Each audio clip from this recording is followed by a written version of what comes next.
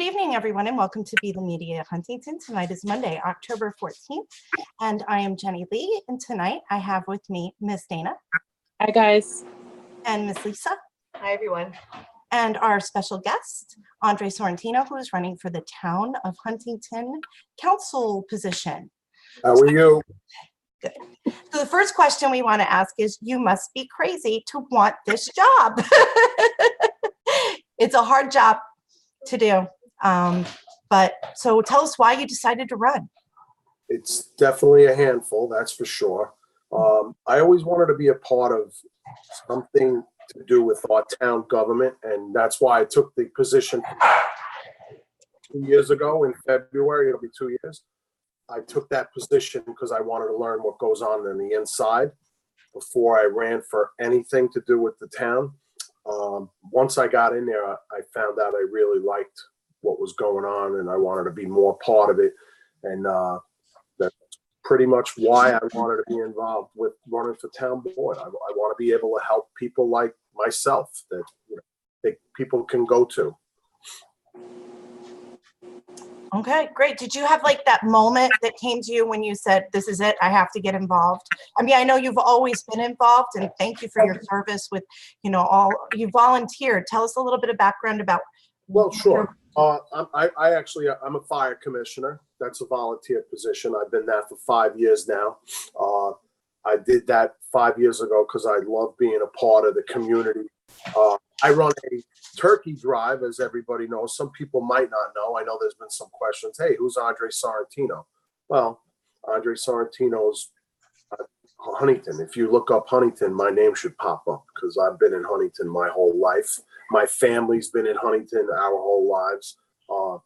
Obviously, my mom and dad came here from Italy. They immigrated from Italy and, became citizens and opened up a business in Huntington.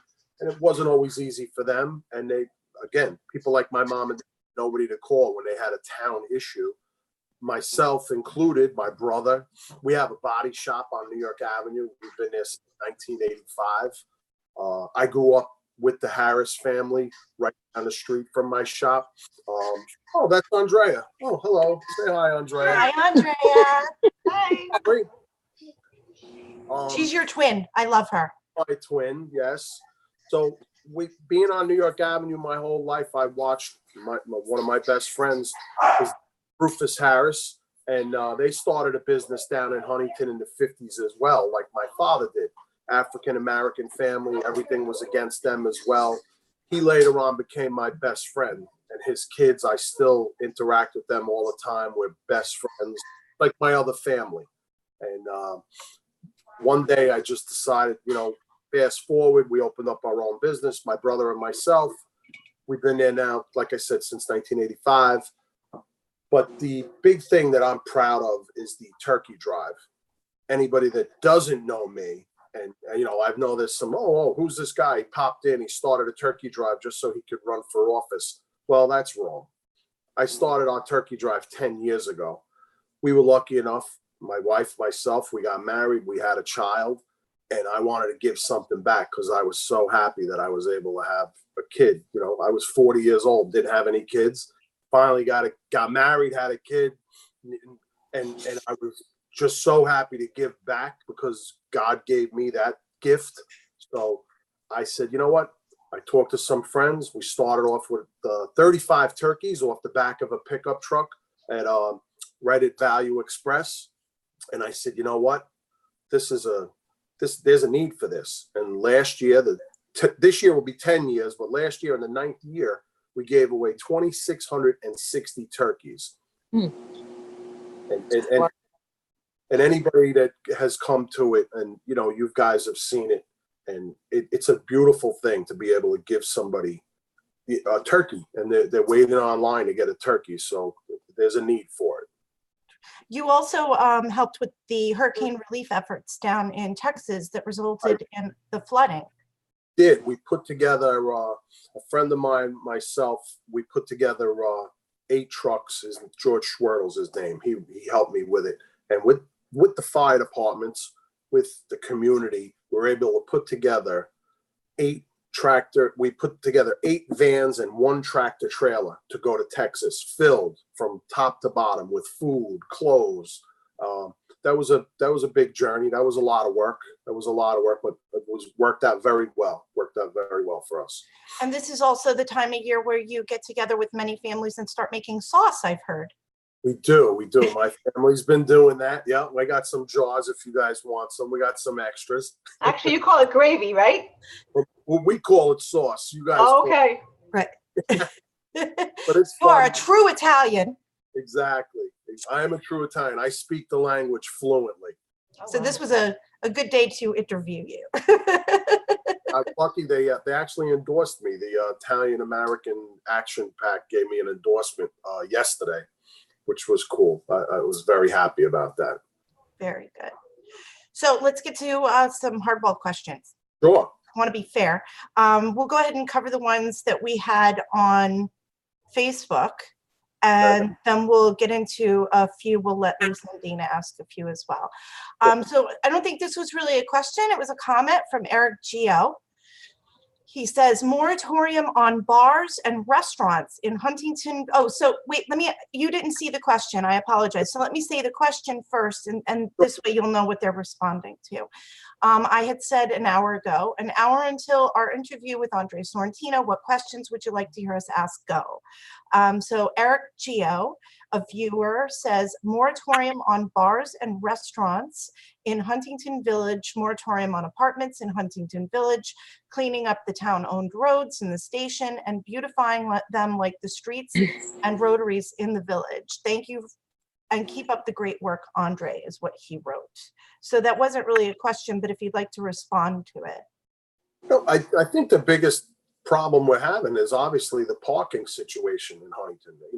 And everybody I run into, no matter who it is, what are you going to do about stopping, apartments and stopping apartments? The biggest thing, we have to figure out a parking situation that, whether it's going to be this parking garage, I don't know. It's not, I'm not involved yet.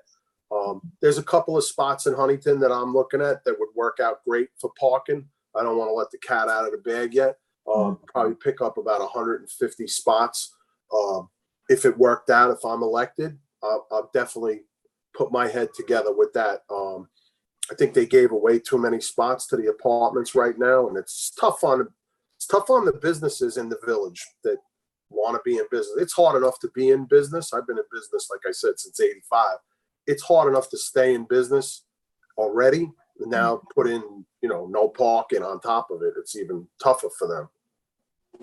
I agree. So the town recently, the town board that's currently there bought the Chase Bank on New York Avenue. Yes. And they promised to turn that into parking. And in the interim, they've chained it off and they won't allow anyone to park there, which is aggravating to the situation as well, in my opinion. But parking is definitely a consideration, and it's stemming from variances that were given to all the apartments that are still coming down to the pike. So Yes. I guess that's going to lead us, into one of these questions. She wanted to know, this is from Regina Flathman Faber. I'm sorry, Regina, if I got that wrong. What is his stand on preserving Huntington and stopping the apartments? The biggest thing for me, like I said, I don't think they're going to put them. I believe there's some type of a moratorium against building right now. That's what they're trying to put into effect from what I can see. Okay. I would like to see it. Let's pump off brakes with this. I don't want to be the guy to say if someone buys a building and knocks it down and has enough room to put 4 apartments and he has 4 parking spots, I don't want to be that guy either to say, no, you can't do that. But if you're buying an old building that's fallen down and you want to put 2 apartments there, I wouldn't be opposed to that. I don't like the 29 apartments, 30 apartments. That could be an issue for me. There's no room for it right now. We gave away too much parking spaces right now, I believe. And how do you, just from me, how do you feel about the current situation with Source the Station and what they're doing on New York Avenue with the 66 units per acre? What they did when they went to the ZBA, they asked for parking relief and they used the municipal parking lot as we'll just use this as the borrowing of, but the plan down the road is to put artist apartments in that municipal parking lot. That plan can be found on Source the Station, but I think every time I drive by that, that huge building now, it gets bigger. I think it just went up to its final floor this week. When I look at that, I think, it's definitely big. I don't know that the parking, there's nothing underneath it. From what I was told, there's some parking underneath it. Right. I think it's a little big for that area. And now if you're going to take away the parking across the street, what happens then when they build that artist loft, as you say? What do they do then? Well, plus they turning the whole, the area, the plan, this is the plan on Source the Station in writing. It's Right. not speculation. They're planning on where the Huntington Community First Aid Squad is, that parking lot, they're turning it into a hotel. Yeah, I think all of these things are going to have to be I'm going to have to analyze them with a fine tooth comb and go over them before I agree to any of it. Yeah. So we already have a parking situation in the village, and now it looks like Huntington Station is going to be the next recipient of that issue. In fact, what's funny? They used to, when the Paramount first opened, they would they would tell people to park there and that trolley has since I don't even know where the trolley is anymore. They don't I don't see that go past anymore at all. Yeah, I don't either. Okay, one more question from Regina. The cleanup of Paulding's Pond in Southdown, how Yes. can we help? Well, what happened with that is, and I've been getting a little backlash on that, from what I understand, I have a permit. We took us almost a year and a month to get a permit for the DEC to pull those weeds, what we did over there. The problem I'm having is there's a few people that I guess took some pictures that were inaccurate, and they posted them on social media. And certain people were like, "Oh, you're taking out the fragmenti and the what have you," and they made like I'd say a handful of people made a big deal of it, but nothing had been done to that pond in probably 30 years. So we got a permit from the DC. I have it on hand in my office. And what can they do? They could go to town hall and say they want it cleaned. That's what they want. And now they're trying to tell us not to clean it. Well, we have a permit to clean it. Crazy. All right, I feel like I'm taking up much more airtime than my other ladies. All right. Lisa, Dina, do you have any questions? Come on, throw a hardball for Andre. I do. Since you're talking about that pond, of course, Yeah. I mean, you know what I'm going to ask you, coming from Hampshire Park here. The rock debacle. Well, not even that. Before the debacle with that, and we know why that's coming about. My question is, how did you get it to be so clean? Perfect. And why didn't anybody else do that, since there was a fix for the last 40 years? I'll tell you, and everybody looks at it and wonders why. I have two gentlemen that helped me. I'm not gonna mention their names, but we took 3 fire hoses. What happens to your pool at your house when you leave it unplugged for like a week? What happens? I can't afford a pool.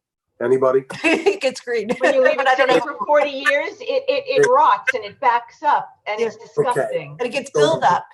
Exactly. So when I got there must have been, I'd say 3-4 inches of muck on top of it. And I had asked, again, before I touched anything, I went right to the environmentalist for the town of Huntington. I said, in an email, and I said, what can we do? We get hundreds of complaints here. What can we do to make this water green? Well, we could hire a pond remediation committee, and that was like $20,000 a month. And I said, no. So I took 3 fire hoses and we just hosed the water every morning. Every morning, me and 2 gentlemen, wasn't part of their job description, but they helped me. And we went down there and we hosed it. And as soon as we got the water moving, now the fountains work. And if you look around the fountains, we placed these big silver rings around the fountains, so the grass and the weeds can't grow underneath and clog the fountains. The fountains never worked. When I got there, they worked maybe a week. Then they would stop working and nobody would fix them. We have a boat. We go out there. And these guys are great that work in general service, I got to say.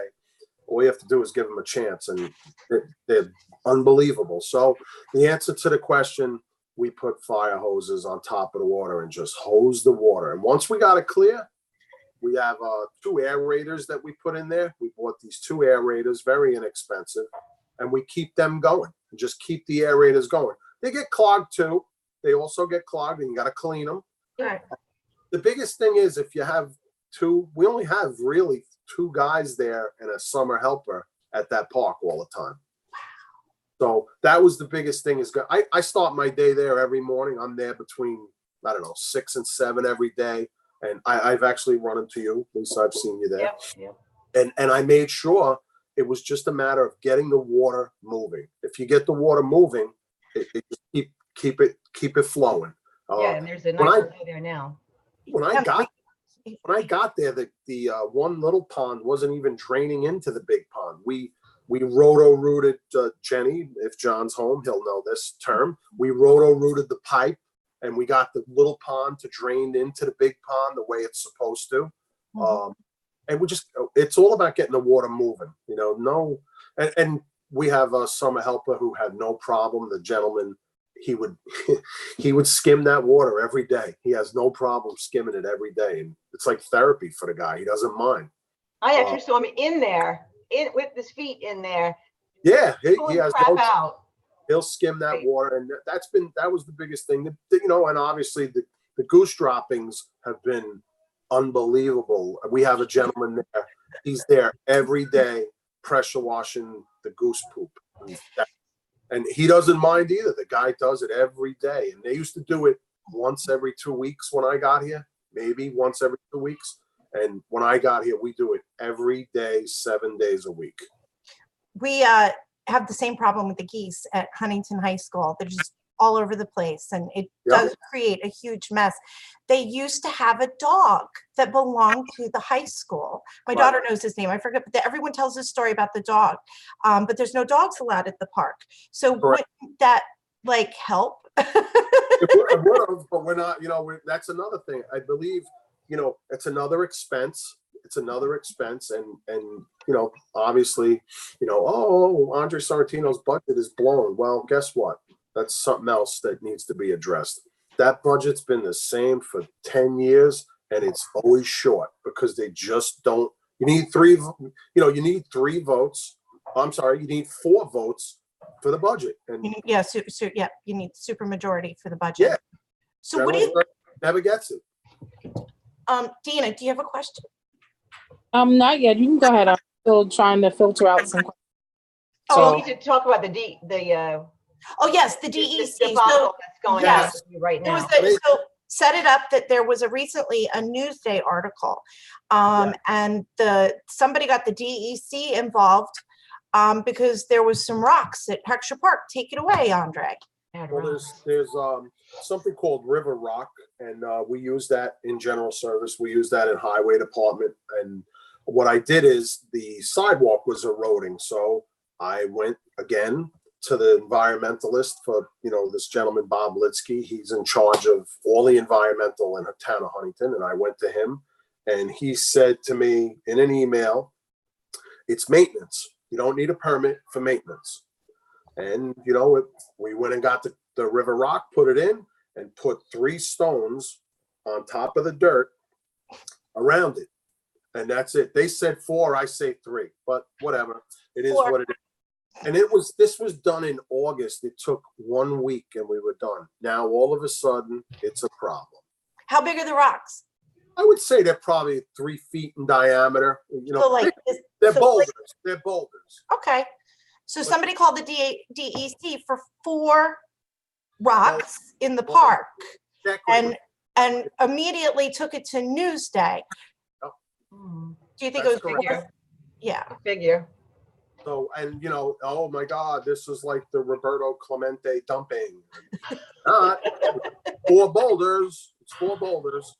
So, when the DC gentleman came there and he looked at it and I showed it to him and he looked at the crack in the sidewalk because the sidewalk's cracking. Mm-hmm. And I said it was, it's maintenance. We had to take care of this. And I showed him the email that I received and they took it from there. I don't know where it goes from there. And do we know who the reporter was that wrote the story for Newsday? I know. Who was it? Deborah Morris. Deborah Morris. Now, I believe that Deborah Morris is no longer allowed to cover any of the students in my district because she violated the rights of a few students a few years ago as minor children. So she has typically been a political operative type of reporter, and she does lean very left in her reporting.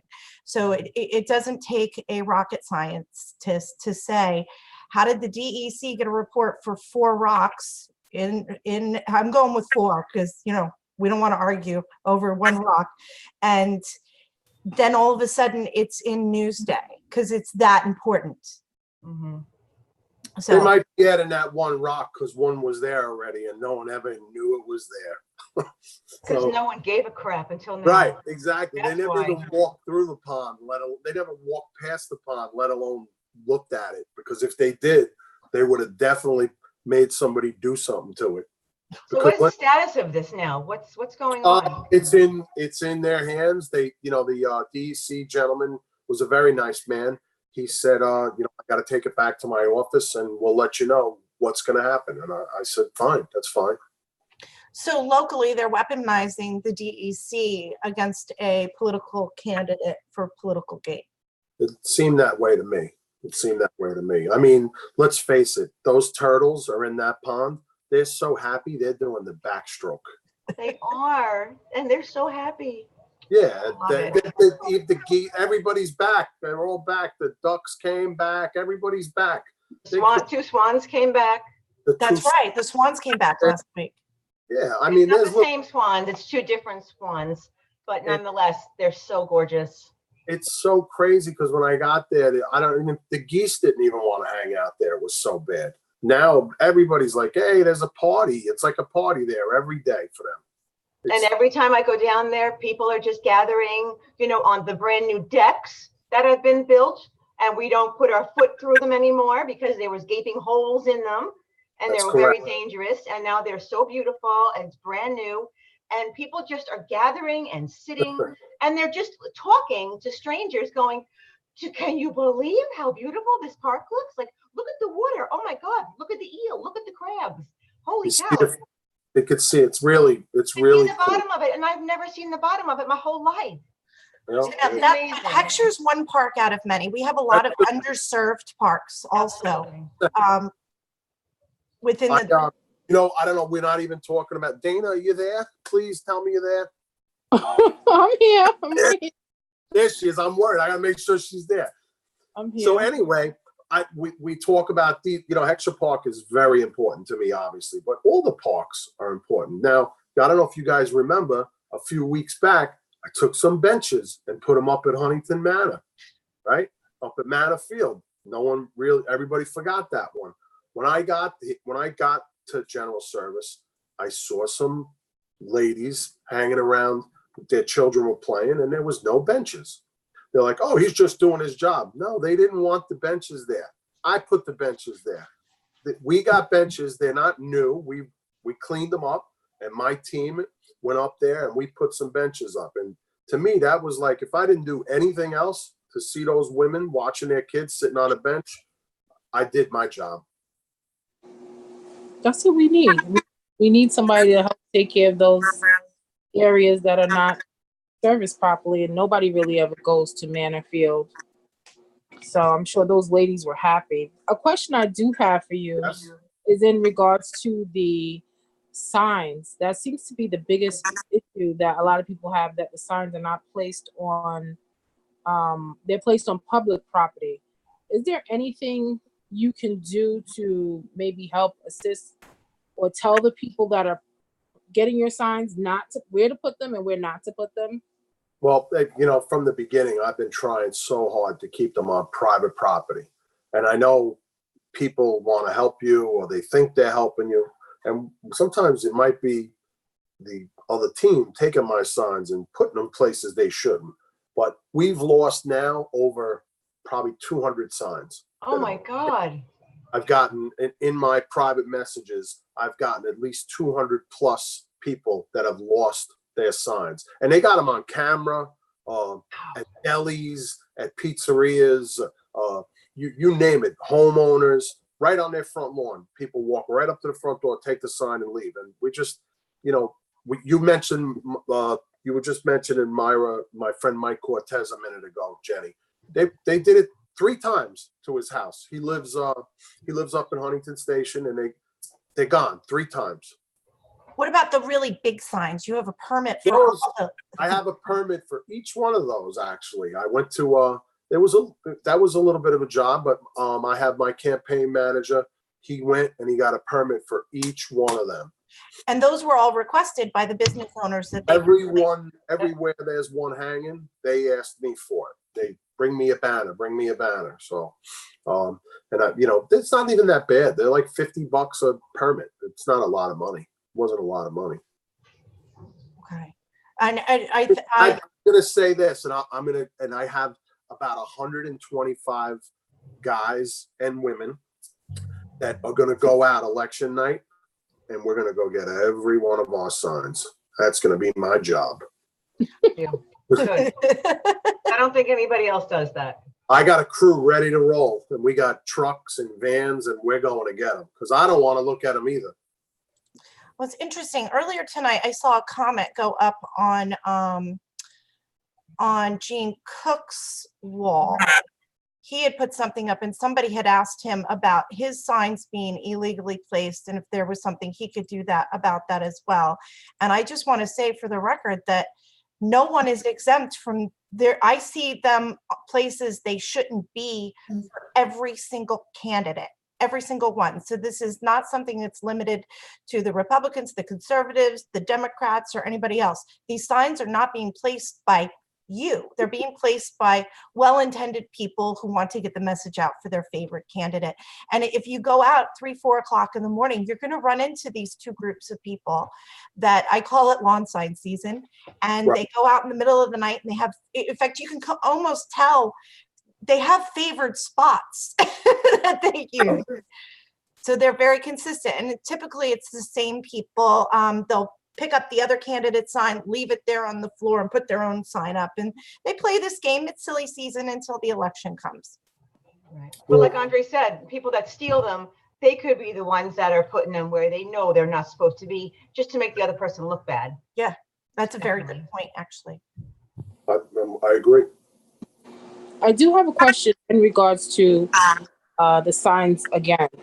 I noticed that a lot of the current individuals either running for re-election or running like you're running now on the first basis, a lot of their signs are in the most economically disadvantaged areas. And these particular candidates are never in those areas. I know you are because I've seen you there, and I've seen you at this store, and I plastered everywhere. I was like, he even goes to this store. I don't know the significance, but I know whenever I go there, there's just like a lot of people up there that don't look like you. So I was amazed to see that. How can you bridge that gap and maybe perhaps bring some of your constituents once you get on board to come back to those same communities? Because my thought process is, if you only come to the community during election time, you really probably don't care about the community at all. And you see these huge buildings all over. There's one particular, if you go down Depot Road, there's one particular area. It's just an eyesore to say the least. And if you go and ask people on that block who that person is, they have no idea. How can you change that? Well, I don't know. You don't have to change your part. We know that. But how can you help your constituents change that? Right. Well, I think for me, I mean, anybody that knows me a little bit, I grew up on both sides of the tracks. Everybody knows that. And I've been definitely a part of the community my whole life.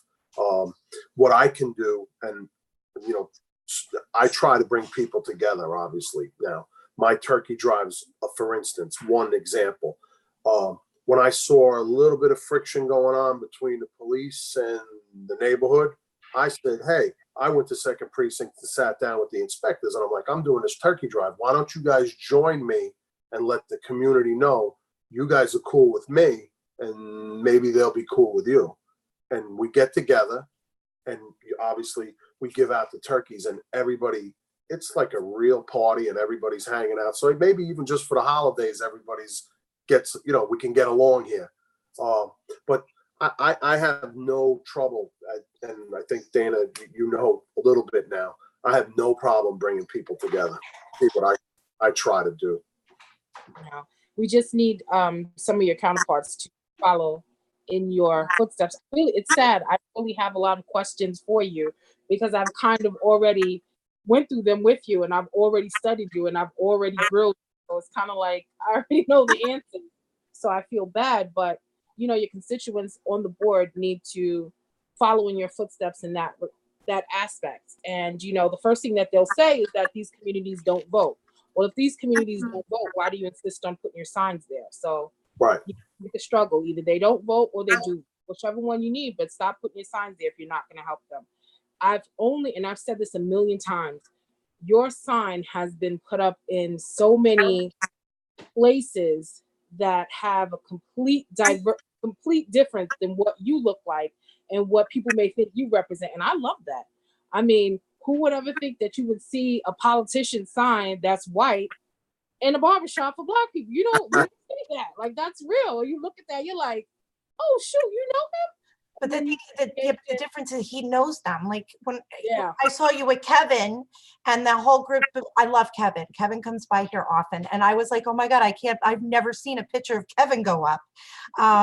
He and everybody else that you were down there with. So it was funny because somebody had said something. Oh, I saw you were in Cold Spring Harbor yesterday. I saw you were in Northport the day before. You don't go to Huntington Station? I said, lady, obviously you don't know me.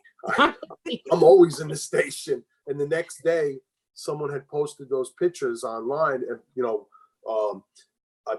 I think somebody sent me those pictures we took up in front of Super K, and I was up on 11th Street, and she emailed me or whatever, private messaged me back, and she's like, I apologize, I didn't know you were like that. I have a lot of different friends. We're all, I don't see anything. I have friends that are doctors, lawyers. I have friends that might not be doctors and lawyers, but have the everyday working person. It doesn't make a difference to me. I don't see that. That's why that whole people over politics. One of my friends who's a complete Democrat. He is the biggest Democrat I've ever met in my life. I love him to death. And he said to me, he's an African-American man. We grew up together since we were little kids. And he said to me, he goes, you know what? That's not just the same for you. That's your way of life. And, this guy never even had meatballs before. He came to my house. He ate meatballs. It's a meatball. It just unbelievable what people think. It doesn't matter to me. It's all about people. I love to help people, and anybody that knows me knows I'll do whatever I can to try and help. That's what we need. We need a lot more of that, a lot of what we have right now. Well, I hope I can rub off on some of the other ones. How's that, Dana? I can't speak for them, but I'll try. I can. Yeah. I could deal with that. Leading by example. Exactly. Mm-hmm. And Dana, to your point, I think that a lot of the signs get really littered in the station area because of the density that we have here. I really think that they believe that we're the densest out of the entire town, density wise, not like crazy dense wise. What is the biggest issue you think is facing Huntington, Andre? Obviously, right now we got to fix the water. I think that's a big thing. We got to figure out what we got to do with this water. The kids can't go to the beach. I had to go buy a pool because my kids can't go to the beach. So that's a tough one. I think the drinking water, we got to concentrate on that. What's the biggest issue? We got to settle this LIPA lawsuit. Mm-hmm. Because the only ones who are making money right now are the lawyers. Mm-hmm. This needs to be fixed. And obviously it's been going on way too long. Where do you stand in regards to the overdevelopment and how it is impacting our quality of life issues as well as the water? Again, I think right now we got to put the brakes on this I'd like to concentrate more on Huntington Station than Huntington Village. Let's start rebuilding. You know, you got Lockfield Road needs to be rebuilt. There's a lot of other areas besides the village that need help. Huntington Station's one of them. And I think we, you know, they talk about the revitalization. Let's get it done. It's only been what, 40 years? Exactly. Well, and what did they gave us exactly what we've been saying for years and years and years that they did not want, which was more apartments. They took away the urban renewal of way back when has been going on for the longest time. Andre, in your opinion, how many empty commercial buildings are on the whole corridor of 110 in the township? There's over 50 that, and that's just, you got 30 just in the village. Now go up to Huntington Station, you could start going, counting probably 100. Yeah, that's what I think too. It's very difficult to be in business in this town, in any town today, with all this Amazon stuff and all of these different items. It's tough to be in business. But I mean, you know, you got restaurants that want to open up in Huntington. And I know that one question was, what do you feel about restaurants? You know, if restaurants want to pay the bills, if we had the parking to accommodate them, put a restaurant every corner. If that's what's going to pay the guys' bills, but you need the parking for it. Where are these people going to park when they come to your restaurant? You know, can I just ask one quick thing? I know this might be a stupid question, but I always think about it when I'm driving around and I see an empty commercial building, I see an empty store, another empty restaurant, and then you drive down the road a little bit and then you see a new building being built, a new retail being built, or these apartment complexes with all this retail on the bottom and they're all empty. I mean, is it a stupid thing to think that maybe if you want to come into Huntington or wherever and build a store or have a store, you need to take over one of those empty ones? Yeah, but who's going to rent it? That's what, like today, who wants to rent a store? I mean, let's face it, other than a restaurant or a bar, and, you know, obviously we don't need any more bars right now, but, you know, a restaurant, do people even open bars anymore? It's more restaurant bars, it seems like, a restaurant. But we have government in place locally, the EDC, the Economic Development Corporation, and the CDA, the Community Development Agency. I believe that one of the people that you're running against ran those departments for the last 15 years herself. But the end result that we got from those two that are supposed to bring economic development to the town of Huntington, which would be attracting new businesses to come, and the end result was we ended up hiring an outside master developer to do the job of the people that we already pay that they're supposed to be doing. So with all those multi-layers of government, you now see what things look like from the inside working in general services. Do you see that maybe we have a little bit too much local government that's just not doing what they should do? They're not doing it effectively is what I'm probably trying to get at. I mean, if we have outside contractors, I guess they whoever they're hiring is maybe not the right people for these jobs. You know, I think they're not coming to the table with what they say they're going to come with. When you say bringing business back to Huntington, you know, the bottom line is if you want to bring business back to Huntington, we need to offer them something to come into this town. There's other towns that they give them an incentive to want to open a business in this town. And I see the other thing is that the state and the county and the town, they need to work together, you know, like as a unit, and get it. You can't go back and forth. Well, that's the state's problem. It's a state road. It's a state problem. Well, it's a county road. It's the county's problem. Everybody needs to work together. And that incentive was put in place with the Suffolk County IDA. And instead of really attracting businesses, they've been giving the gimme-aways for the high density housing.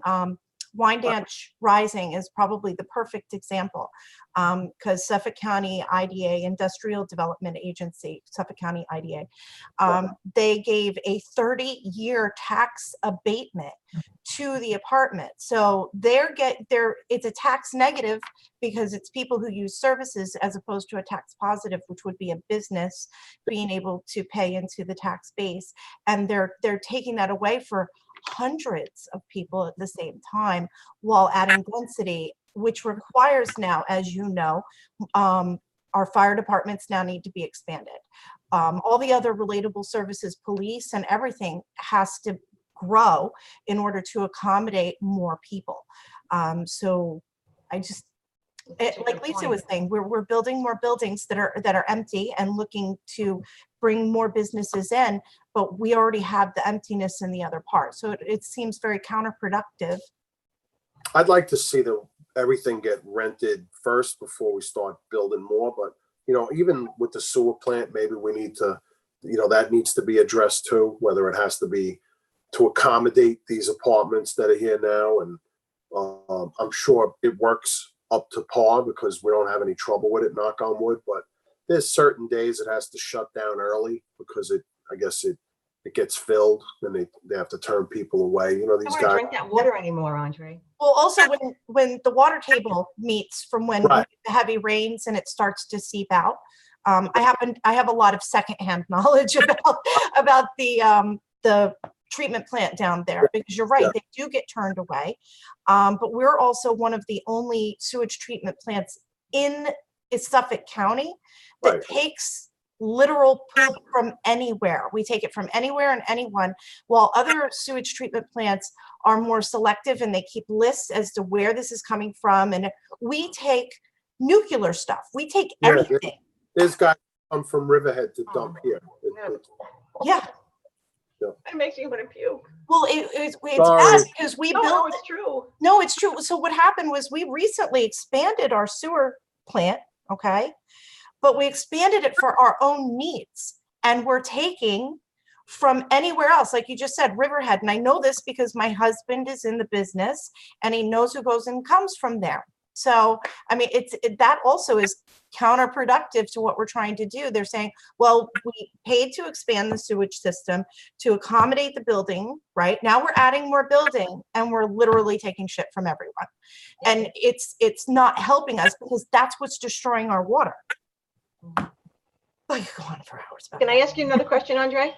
Yes. I used to ask it at like meet the candidate nights and just see what anybody had to say, but it was usually a bunch of, crap anyway. But the thing I've always been talking about is when I brush my teeth at night and I swallow a little bit of water, not just to say that it tastes like crap, it's gross, it's disgusting, it always leaves an aftertaste in my mouth, but there's so many nights, different nights, that it tastes different. Why is my water always tasting different? It doesn't always taste the same. One night it might just taste like, one night it just might taste like it's like a chemical residue. It's disgusting. And you can feel the difference in the water when you shower also. Yeah. It's like it's heavier. Yeah. You bring those fire hoses over to my house and I don't know.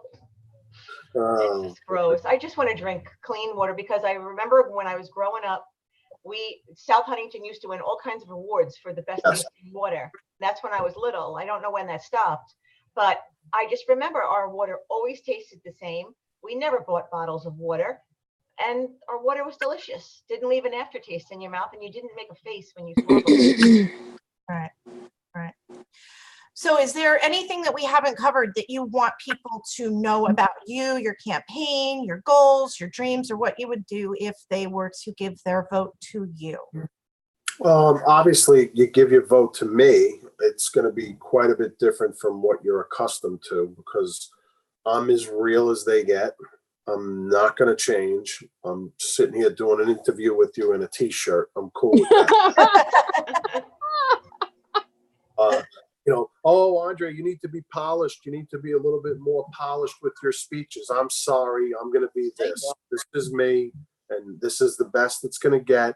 I'm not going to change. Oh, once you get elected, you're going to see. You're going to learn how to do this and learn how to. No, I'm not. No, I'm not. I again, we'll go back even further. People want. I'm not used to this. The negative stuff thrown at me. I've never had anything negative thrown at me in my life. It's so odd to listen to like fake stuff and people making up things about my family. And, someone recently might have said something. that said something about me and my wife have some issues. Well, we are so happy. We are so happy. And if anything, it makes us stronger. People throw my uncle's this or my uncle's that or my brother's this. It's so good because, I can't deal with, let's say, people talking that way, but it's just the way politics are, I guess. I'm not used to that part of it. It's not nice. And I went in this and said, Andre, no negative anything thrown at anybody. And I refuse to do it. And I believe that. I will not take any low roads and throw mud at anybody. Even if I got something, I wouldn't do it. I'm just not that guy. I believe the social media bullying that's going on. I feel terrible for my children that your children, they have to deal with that. Where I came from, went outside and you either settled it, come back inside and have a beer. Those days are over. These guys are behind a computer screen typing away all this baloney about me.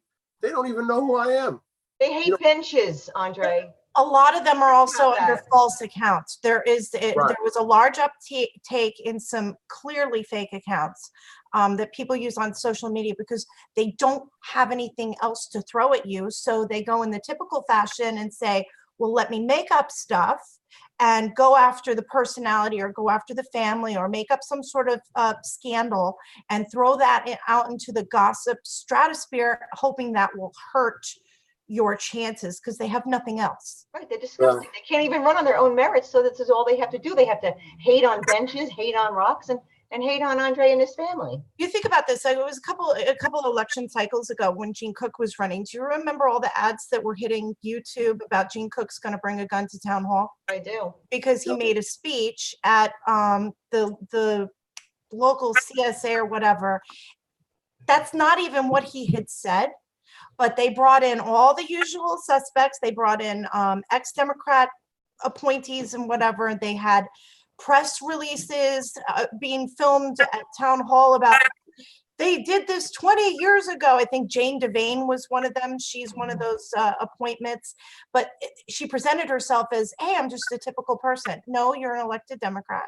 And this is typical stuff. But they paid a lot of money for that to go on YouTube. And just like you were saying, Andre, our kids are on YouTube. And our kids all started to believe Gene Cook is going to bring a gun to town hall. Here we are 6 years later, it never happened. They never brought it up after the election. They never filed an ethics complaint because what they had was garbage. It was nothing. It was manufactured. I mean, this is politics. So you know what you were getting into. So you have to just take that into consideration and don't change how you talk because you're a breath of fresh air for a lot of us. They talk in circles and keep doing what you're doing. And like I said, this is politics. They're going to make up stories that they have nothing concrete to go on. And who would think that a white politician would care about, a white individual would care about a poor, disadvantaged park and have the audacity to put benches on there. That's what the outrage is. It's not really about the benches. It's about where the park is located and why would you put it in that park and you could put it in another park, which probably doesn't even need it. So keep what you're doing just the way you're doing it. Well, support. Well, thank you. Even as a council person, I want to be the first one who oversees general service and helps them because obviously I can do the job. And the biggest issue we'll have is to see who's going to be the director when I get elected. One last question that I did have in regards to the current town board. Yes. We have a lot of when you see the town hall meetings, there is a lot of disconnect amongst the members. I read today that in regards to the supervisor putting a new media room, and it says, I thought a shower in the supervisor's office was a waster buy. Cupperson said, $32,000 to design a media room tops even that. So my question is, I'm not saying that you all have to agree. You won't, that's why I have you up there. But how can you stop or how can you have I guess, an executive session, a conversation in regards to how the bickering looks to the community once we see it. Cupperston has no respect. He's very, very quick-witted, and he says some things, and we can hear him because it's videotaped. And you have other people that you just have to say, wow, what are you doing? And if you show us that much disrespect, like Cupperston always goes in on Joe Ray, I never understood that. And she served this community. Give her that much respect. And it's sad because he's full of knowledge. Smith is another one that's very dismissive towards the community. How can you, or do you plan on, or how can you be the buffer up there? Because it looks like a circus when they go at each other.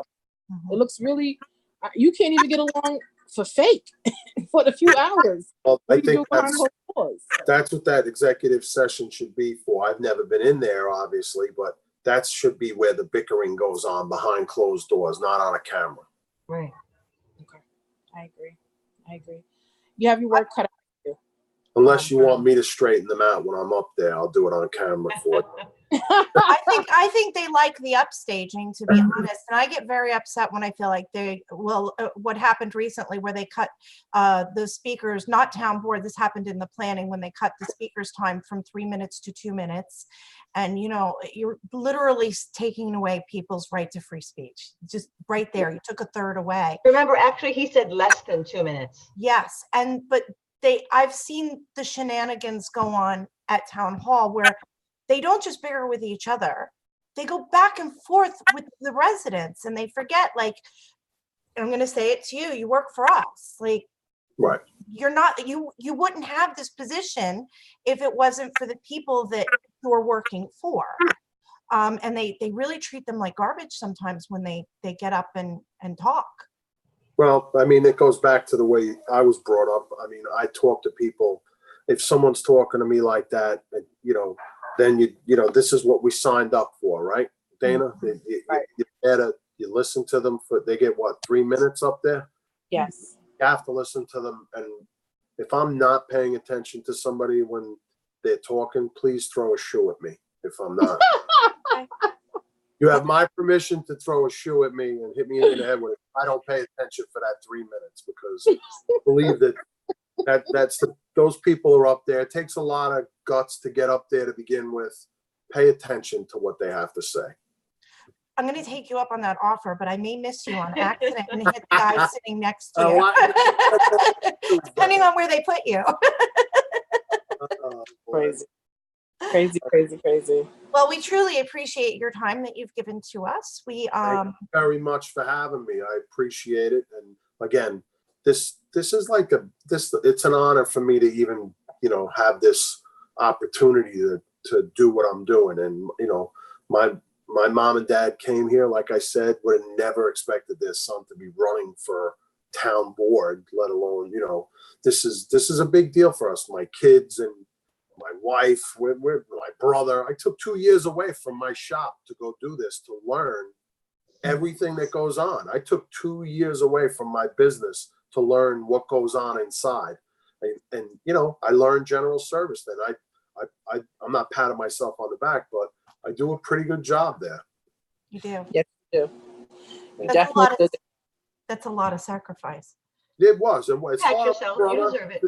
Thank you. Well, it's tough. My family got, this has been a rough 2 years, and doing what we're doing, but I'm looking forward to it. I feel like I have what it takes to do the job. And again, Dana, if I change, you got the right to throw that shoe. Don't worry, I'll let you know. Thank you. I doubt you will. Thank you. We do know that Daniel Carpin is the clog man who always speaks about the environmental issues. He's like a mainstay at town hall for the last 30, 40 years. And he said that he is voting for you because your dad's shoe place is the only place he can get the pads for his clogs that he wears. And my father's been giving him the rubber for the bottom of his shoes for a lot of years. Yeah, he says he gets about 40 miles per rubber on those. So. You can't throw one of those shoes though, ladies. You're not allowed. Okay. Yeah, that'll hurt. No. That'll hurt. So, Well, Thank we're at the close. If you have any final thoughts, we'd like to leave them for you. And if not, we're going to end tonight's special that we did for you. And thank you so much. And if anybody's got any questions, please just contact me. You can look me up on Facebook. I have no trouble at all. Everybody, whoever has a question, I'd love to answer anything they have for me. So thank you very much for having me. Love it. Thank you very much, Andre. Keep up the You good guys, work. yes, thank you so much. Thank you for coming. We appreciate you. Thank you very much, girls. Thank you. Well, we hope everyone enjoyed this evening's Huntington View, and we will see you again on Wednesday on a normal day. Have a good evening, everyone. Bye, Good night. guys. Night.